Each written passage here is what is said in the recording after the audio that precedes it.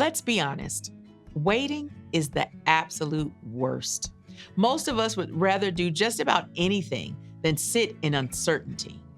We'd rather risk a sunburn than wait 10 minutes for the sunscreen to soak in. We'd rather burn our mouths on too hot pizza than wait for it to cool down. Waiting isn't just inconvenient, it feels like a loss of control. And you know this. You felt it. Just for a moment, thinking through a few painfully familiar places where waiting can bring out the worst in you.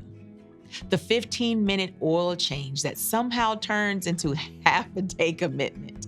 Standing in the self-checkout line behind someone who should not have chosen self-checkout.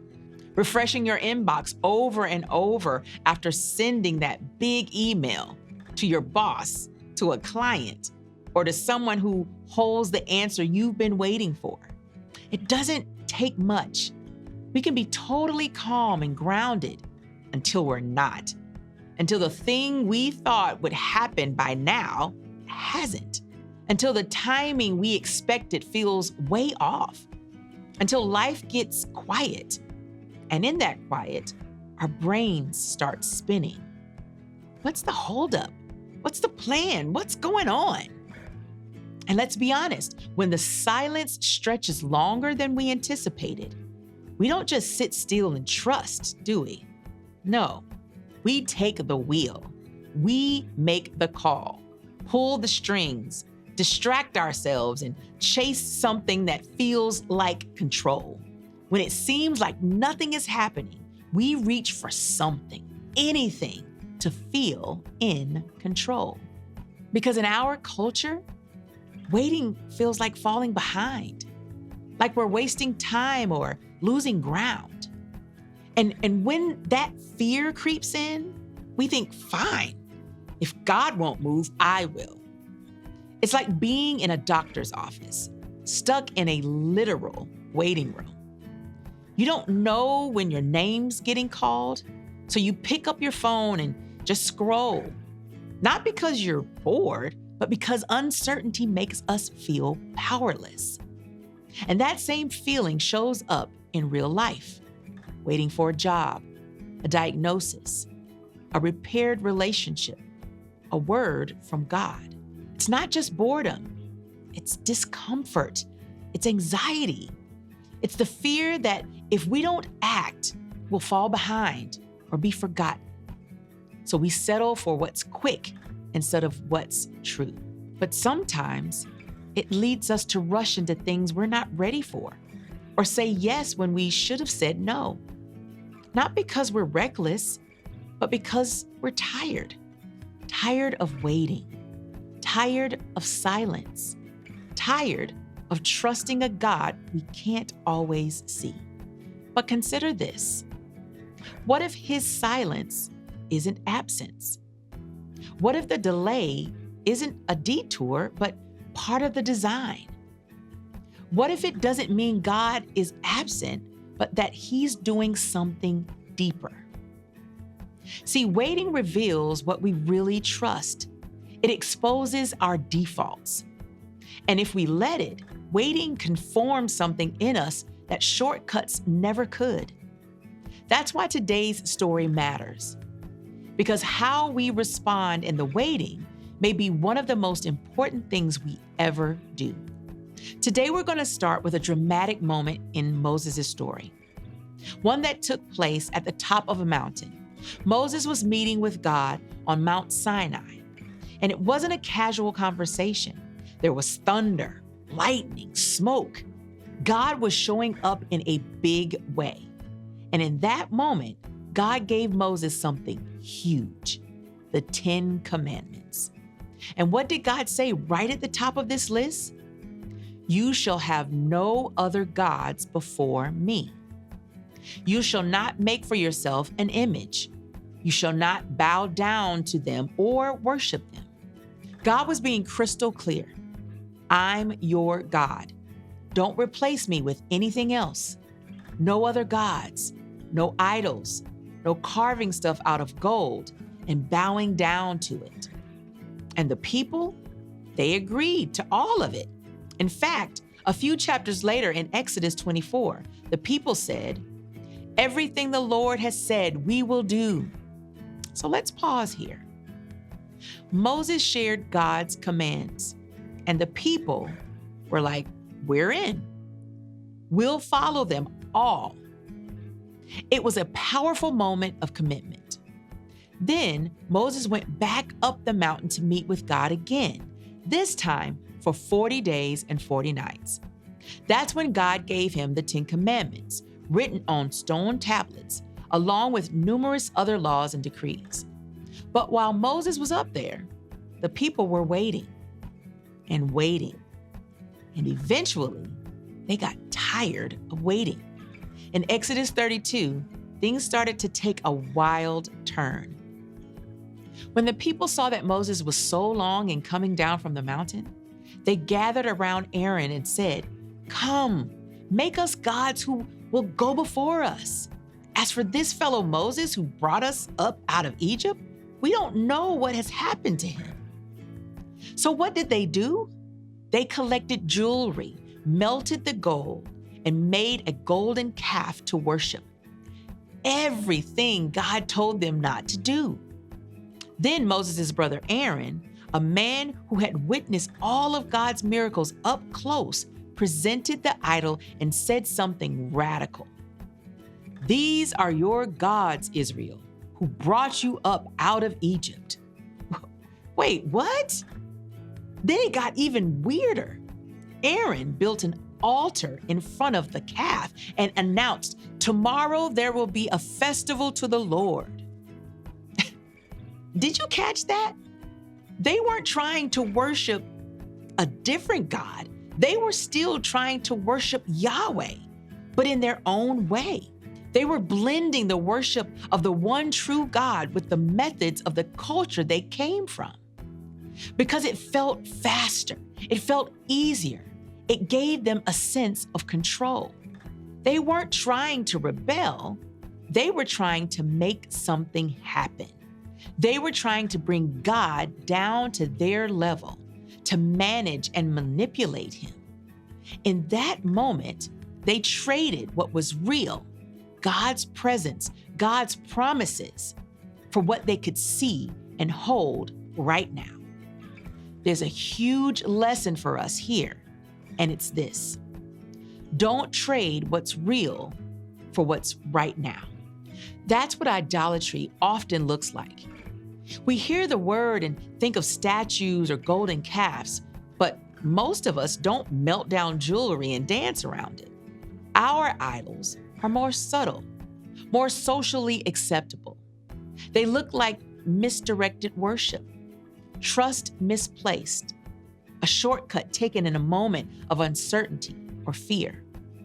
It's not that these things are inherently bad. Most of the time, they're good things, gifts even. But they were never meant to hold the weight we place on them. They weren't built to be gods. They weren't designed to carry our identity, our worth, or our peace. We take a relationship and elevate it above our relationship with God, looking to someone else to tell us who we are or to complete us in ways only God can.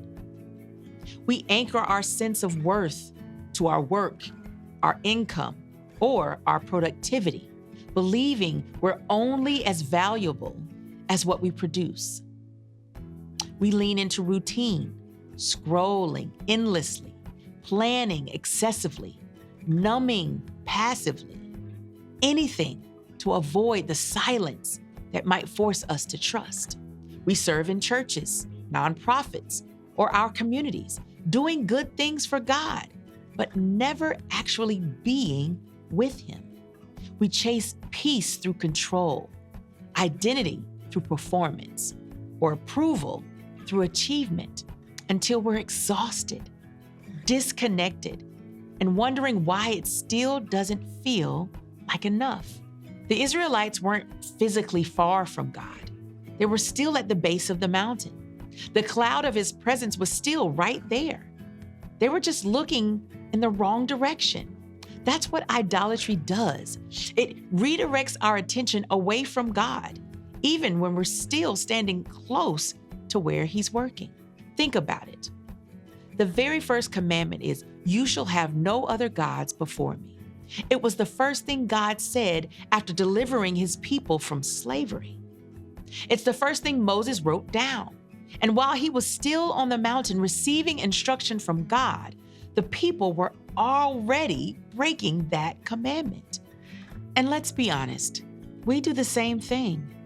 We take something good, a dream, a relationship, a goal, a plan, and we elevate it to ultimate status. We obsess, we overthink, we orient our decisions around it. We pour our time, money, and energy into it. And sometimes that's what our anxiety really is. An alarm bell telling us that something has taken up too much space in our minds and hearts. So here's the hard but honest question. What's that thing for you? What's taking up most of your mental space? What's consuming your emotions, dominating your decisions, or quietly pulling your heart's attention away from trusting in God? Maybe today is the day to stop trading what's real for what's right now. So how do we avoid falling into the same trap as the Israelites? How do we keep trusting when it feels like we've been waiting forever? Here are 2 questions to consider this week. First, what's taking your eyes off of God right now? What are you looking to for comfort or control? Even good things like relationships, routines, or responsibilities can become distractions if they replace our dependence on God. And then, where are you trying to control instead of trust? Impatience pushes us to take shortcuts, but God invites us to wait, not because He's punishing us, but because He's forming us. Where are you trying to rush ahead instead of walk with Him? Waiting on God isn't wasting time. It's how trust is built. And if you're wondering what that looks like practically, here are a few ways to wait well. Lean into wise people who can walk with you. Stay close to a healthy community. Ground yourself in what's true about God, not just what you feel. Keep praying, even when it's awkward or quiet. Make the most of where you are, not just where you want to be. Make the most of where you are, not just where you want to be. And when the fear creeps in, shift the question from what if it never happens to even if it doesn't, can I still trust Him? It won't always be easy, but over time, you may look back and realize that the waiting wasn't empty. It was where some of the most meaningful growth happened. Some of you are in a waiting season right now. You've been praying, hoping, and trying to trust. But if you're honest, it's getting pretty hard. You're tired of the silence, tired of not knowing.